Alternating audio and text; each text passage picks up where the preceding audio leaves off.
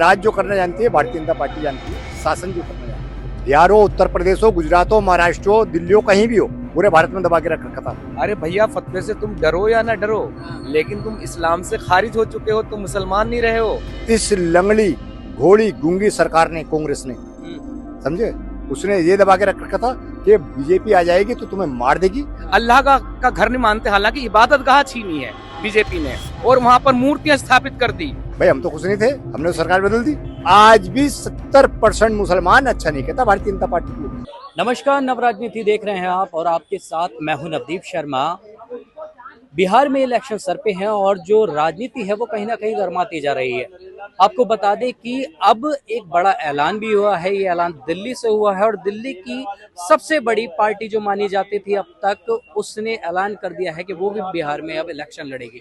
तो इस पर ज्यादा बातचीत के लिए हम लोगों से सीधे बात कर लेते हैं। सर, क्या कहेंगे, आम आदमी पार्टी भी अब बिहार के इलेक्शन में है? देखिए, सभी का हक है लड़ने का। आप अगर अपनी पार्टी गठन कर लोगे तो आपका भी हक है, हम आपको रोकेंगे थोड़ी। पर राज जो करना जानती है भारतीय जनता पार्टी जानती है, शासन जो करना जानती है। अच्छा, ऐसी कौन सी बातें अच्छी लगी हैं उनकी? और आम आदमी पार्टी ने भी तो अच्छा शासन किया था। कहाँ पे किया था? दिल्ली में। आप कई साल से दिल्ली में आते हैं? जी। एक के साथ एक दारू फ्री, हाँ, महिलाओं के लिए पिंक ठेके खोले थे। हाँ, किस बात से खुश है उसकी? हाँ, आप बताइए। हाँ, महिला के लिए में कुत्ते सोते थे, हाँ, किस बात से खुश है बताइए आप। हाँ।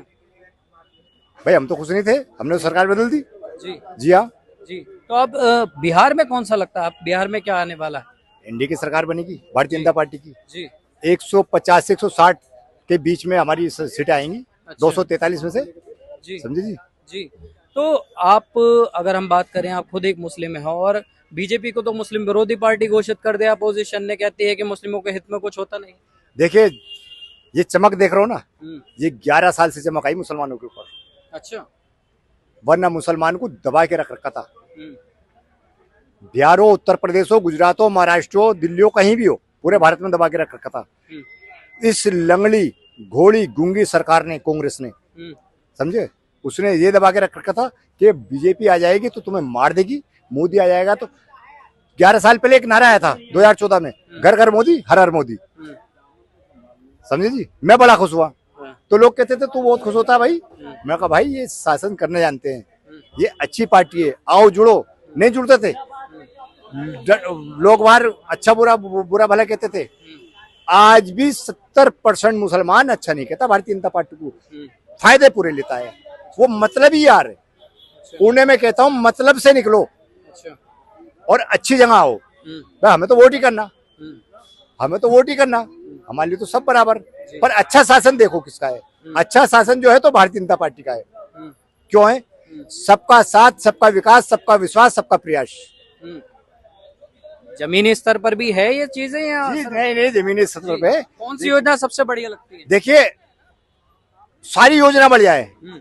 आप ये ना पूछो कि कौन सी योजना बढ़िया है। किसमें मुस्लिमों का फायदा हो रहा है, वो वाली योजना मुस्लिमों बताइए। का सब योजना में फायदा है। लेके आवाज से आ जाओ, हाँ। बैंक खाते में आ जाओ, जनधन खाता, लेन देन में आ जाओ, गैस सिलेंडर में आ जाओ, आवास, मकान, लेटरिन, शौचालय, सब चीज दी। जी। मोदी ने कुछ छोड़ा नहीं, बराबर से दी। और हम 17% मुसलमान हैं। आज मैं मुसलमानों को बता देना चाहता हूँ, 17% मुस्लिमों में 35% से 40% फायदा मुसलमानों को मिलता है।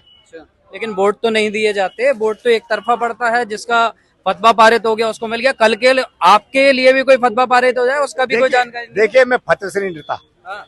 सच्चा मुसलमान जो होगा वो फतवे से नहीं डरेगा। समझे जी? जी। फतवा देने वाला वो मेरे सामने तो आए, वो किस किस कमी है, क्या क्या कमी है उसके अंदर हम बताएंगे ना। आजकल क्या होता है, सबसे ज्यादा सरकारी जमीन पे 50% मुसलमान बैठा है, कब्जा करे हुए। अच्छा। माफिया बने हुए, लैंड माफिया बने हुए। अच्छा। जी हाँ, आज अगर सरकार उसे हटाने का वादा वो करती है ना, सच बोलती है, तो वही सरकार बुरी हो जाती है। तो 100 दिन हुए हैं अभी सरकार को आए हुए दिल्ली में, और जो झुग्गी वो तोड़ रहे हैं वो सही मानते हैं? देखिए, झुग्गी वो तोड़ी है जो पहले टूटनी थी। उन्हें मकान दे दिए, वो फिर भी नहीं हटे। अच्छा। मकान देने के बाद मोदी जी ने आवास दिया, ऐसे ऐसे फ्लैट है वो, कम से कम 25 से 30 लाख की कीमत के फ्लैट हैं। अच्छा बड़े बड़े अफसर मांगते हैं कि हमें दो, जी।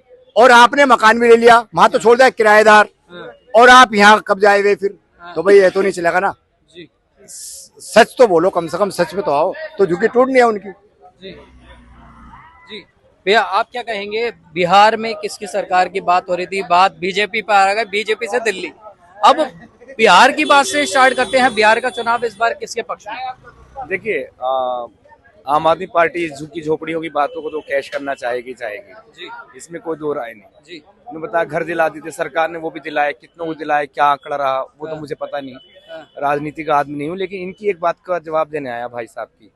इन्होंने कहा कि फतवा से मैं नहीं डरता।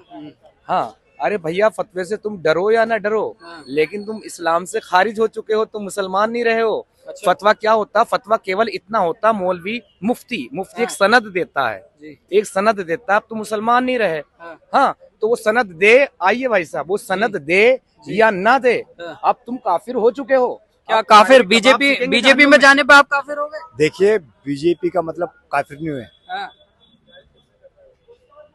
काफिर तो किसी शब्द में है ही नहीं लिखा हुआ। अच्छा काफिर तो किसी शब्द में है ही नहीं, मैं तुम्हें भी नहीं कह सकता काफिर। अच्छा। बीजेपी एक लोकतंत्र पार्टी है, हाँ, आप कहीं भी जा सकते हैं, आपका लोकतंत्र मान्य है। हाँ, आप कांग्रेस में जाओ, बीजेपी में जाओ, लोकदल में जाओ, समाजवादी में जाओ, किसी पार्टी में जाओ, वो आपका मन है, हाँ, आप वोट तो करोगे, वो एक लोकतंत्र है। हाँ, और भाई साहब की सोच भाई साहब के साथ है, ना ना मैं ना, क्या कर सकता हूँ? सोच नहीं है, ये कुरान से इनकार कर रहा है। कुल या अय्युहल काफिरूना, हाँ, हाँ, कुरान से काफिर वर्ड है, मुशरिक कुरान से है, मुनाफिक कुरान से है। अच्छा। हाँ, तो ये कह रहे हैं कि काफिर लफ्ज तो कहीं है ही नहीं यार, झूठला रहे हो तुमने, तो कुरान को झूठला दिया। हाँ, क्या आया है? सूरह अनफाल 39 आयत। हाँ, या काफिर मुशरिक जो भी ना मानने वाले हैं अल्लाह को, कुरान वाले अल्लाह को, कि वो कह रहा है ये फितना है, ये फसादी है। तो आपसे नीचे पूछता हूँ। नहीं, पूरा जी, सुन लो, नीचे कह रहा है कि अल्लाह काफिरों से तब तक जंग करो जब तक के पूरा दीन अल्लाह का ना हो जाए, लिखा हुआ है। अच्छा। और ये मैं भी आपसे वही सवाल हाँ, करूंगा, बीजेपी के होने के बाद में क्या ऊपर काफिर हो बात गए? आई ना, बीजेपी कौन है? बीजेपी एक मुशरिक पार्टी है। हाँ, एक तो मुशरिक कहते हैं मूर्ति पूजक को, अल्लाह के अलावा किसी को भी मानता हो, उसमें कोई भी आ गया है ना। बीजेपी वो है, बीजेपी ने मुसलमानों से उनकी बाबरी मस्जिद छीनी है, ठीक है, अल्लाह का घर नहीं मानते, हालांकि इबादत गाह छीनी है बीजेपी ने, और वहां पर मूर्तियां स्थापित कर दी। दुनिया की पहला ऐसा हुआ, एक मस्जिद को तोड़कर एक बुतखाना बना।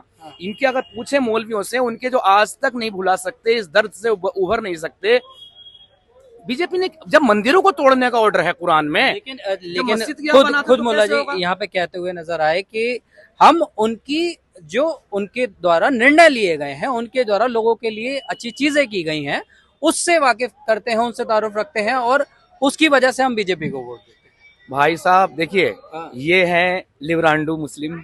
हाँ, अगर ये हिंदू होते तो हिंदुओं की गाली सुनते हैं, अभी ये मुसलमानों की गाली सुन रहे हैं। ये दोनों कश्तियों में सवार है, इधर के मजे लेना चाह रहे हैं, उधर के मजे लेना चाह रहे हैं। कुल मिला के ये जहन्नुम रसीदा है, ये जहन्नुम में जाएंगे। इस्लाम के अकॉर्डिंग मैं कुछ नहीं होता, जो मैं बोल रहा हूँ वो इस्लाम नहीं है। हाँ। इस्लाम वो है जो लिखा हुआ, लिखतम के सामने बोलने की आजादी सबको है सर। देखिए, बोलने की आजादी सबको है, ये स्वतंत्र देश है, ठीक है, ये लोकतंत्र है, वोट करना और पसंद करना।